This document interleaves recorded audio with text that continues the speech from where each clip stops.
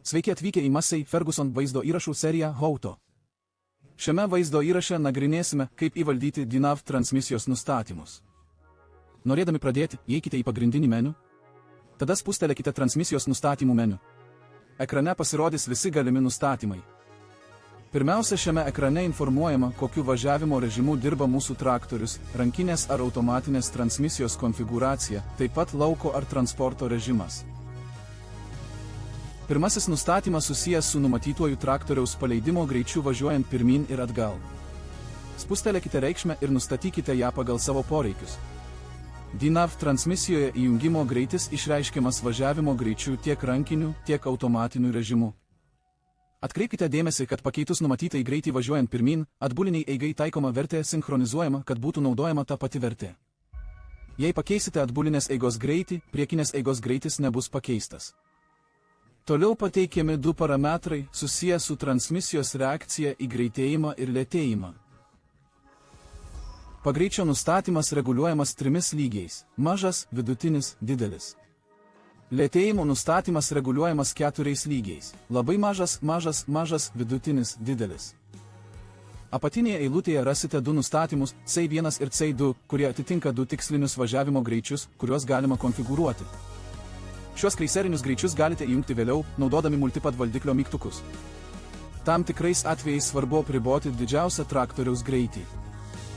Nustatymas esantis apačioje dešinėje leidžia nustatyti šį didžiausią greitį.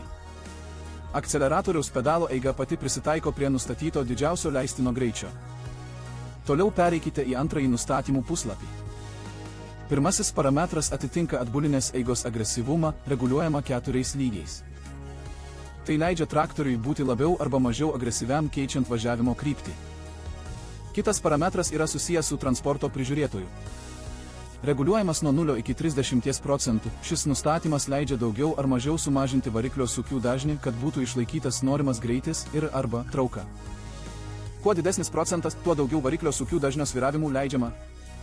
Todėl transmisija labiau apkraunama, kad išlaikytų greitį. Tai labai svarbus nustatymas grynai traukos arba transporto reikmėms.